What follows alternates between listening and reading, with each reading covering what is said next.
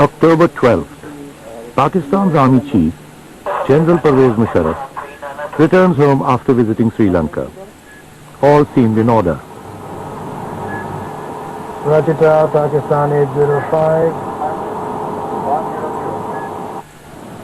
I was totally relaxed and didn't expect anything other than I was preparing to meet the Prime Minister, and I was sort of putting my thoughts in order, what all I'm going to talk to him on, how the army could contribute towards improvement of governance.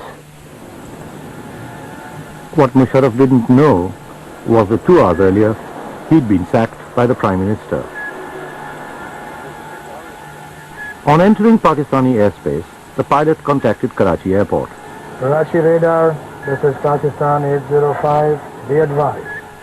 The first alarming instructions from the air traffic control was the instructions that Pakistan 805, you are not permitted to land at any airfield of Pakistan, and that you may proceed anywhere else at your own risk. At this moment, I realized that something very drastic must have happened. That it has to be because of the Chief of the Army Staff. I decide that this information has to be conveyed to him. My principal staff officer, he came and told me that the pilot is inviting me into the cockpit. And when I went there, he said we've been refused landing at Karachi, and we've been told not to land anywhere in Pakistan. That is where I knew that something has gone wrong. Yes, but troops loyal to Musharraf had seized the TV station by 6:30 p.m. and stopped the broadcast of his sacking. The impression that the government was taking any action against Dini Madaris. The meeting advanced.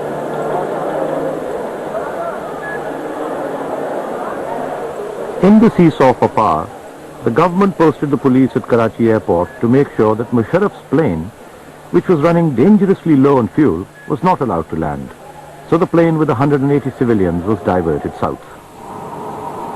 The amount of fuel which we had at this moment of time did not leave us much options. Having India on the right and Iran on the left, with sea in the south, doesn't leave much option anyway. So I did mention a field in India. I was worried that we are not being allowed to land in Pakistan, and never has this kind of a thing ever occurred. And more than that, when the pilot told me that we can only go to India, and obviously that I said, oh my dead body, we are not going there. We'll land at Karachi at whatever cost. Hi sir, hello.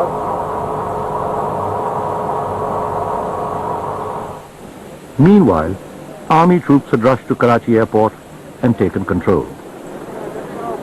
Myself and some journalists, we were in one car and we were going to the airport, and then we saw a big convoy of the Corps Commander, General Usmani, and he was rushing to the airport. Usually the Corps Commander stops at signals and, not unlike the other ministers and all. And this time the convoy was unusually big, and he seems to be in a rush. And then we realized that, yes, they are in a panic. The soldiers there were tense, the people who were standing there were tense, because the news had spread that Nawaz Sharif has sacked the army chief. The people were in a mood that the army is not willing to accept it. Wireless communication was established between Musharraf and a senior army officer via Karachi's control tower. For the first time I took the mic and asked where the Corps Commander is, General Usmani. But then Iftikhar again spoke, and he said, this is General Iftikhar, and I request you to come back, everything is all right. I asked him what has happened, and he told me that I was dismissed at 5 o'clock, and the army acted, and everything now is all right at Karachi, Rawalpindi and Lahore. So the plane turned back and landed at Karachi airport, but confusion persisted on the ground. We were like guessing from some kind of symbols, like General Musharraf's car was there, and he has this 4-star plate, and the Chief of Army Staff's flag there. And after like 10 minutes, this guy came out, probably a sergeant, army sergeant, and he took off the flag and put a cover on the plate. And we then thought that, he has sort of given up, and he has, accepted that Nawaz Sharif has sacked him. And then after about 10-15 minutes, a colonel or a major came out of the airport, came out of the terminal in a rush, and he told the sergeant something, and the sergeant very proudly, opened the trunk and take out the flag again, and he put the flag again, and then we said, no, he actually has taken over. When I heard that Musharraf had seized power, I knew the West would perceive this as the demise of democracy in Pakistan. When the people heard the news, they were stunned at the lengths to which Nawaz Sharif was prepared to go, risking the lives of 180 passengers to stop Musharraf. I can't imagine this kind of a response by anybody. I just think that he suffers from a sense of insecurity. He wasn't sure of himself. He didn't have confidence in himself. Maybe he was too scared of me. He didn't want me to land even. Maybe he knew what, I don't know, he was maybe too scared of the consequences if I put my foot on Pakistan. But maybe he didn't know how loyal my... Bismillah ar-Rahman ar-Rahim. Ladies and gentlemen, I am really in a fix whether to start in English or Urdu, because there is a mix of people sitting here. تو میں یہ کروں گا کہ میں اردو اور English کا mixture بولوں گا. I think I'll feel convenient also, comfortable also with that. سب سے پہلے تو میں آپ سب لوگوں کو خواتین و حضرات خوش آمدید کہتا ہوں. یہ میری پہلی پریس کانفرنس ہے، تو اس لیے اس کی اہمیت ہے. میں آج کے دن یہ چاہتا ہوں کہ پہلے میں کچھ آپ سے بات چیت کر لوں اور اس کے بعد آپ سے سوالات پوچھوں گا اور فائنلی آخر میں کچھ اپنے خیالات کا اظہار کروں گا. پہلی چیز تو یہ ہے کہ میں total freedom of press is my belief, یعنی میں فریڈم آف پریس اور پریس کی آزادی میں پورا یقین رکھتا ہوں. یہ اس لیے کہ مجھے کوئی چیز چھپانے کی ضرورت نہیں ہے اور کوئی چھپانے کی چیز نہیں ہے. اور جہاں تک ہماری یہ پچھلے 15-20 دنوں کی کارروائی کا تعلق ہے، اپوائنٹمنٹس کا تعلق ہے، اس میں بھی یہ بالکل ٹرانسپیرنٹ ہے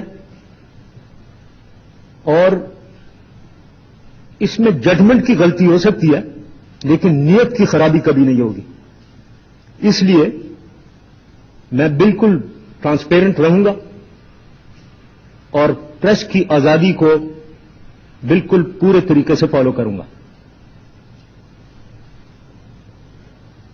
مجھے یہ بھی احساس ہے کہ پچھلی حکومت کے ساتھ پریس اور حکومت کی ہمیشہ کنٹروورسی رہی ہے. میری نظر میں اس کے دو وجوہات تھے.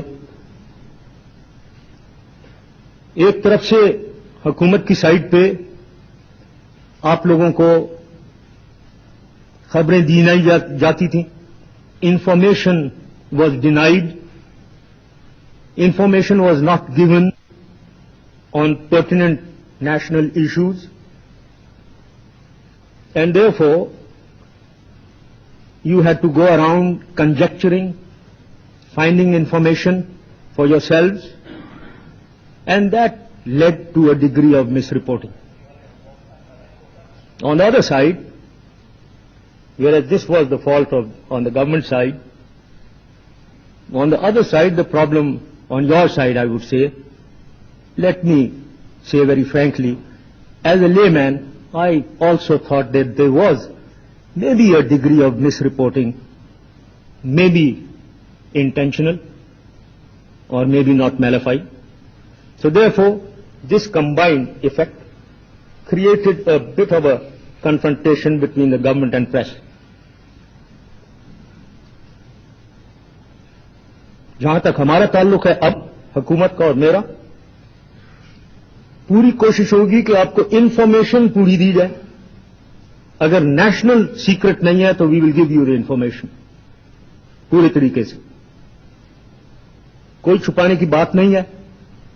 There are no skeletons in the cupboard. Therefore हम ट्रांसपेरेंट रहेंगे. आप जो मर्जी लिखें और हम आपको इंफॉर्मेशन देंगे जो कुछ भी हम कर रहे हैं उसके बारे में.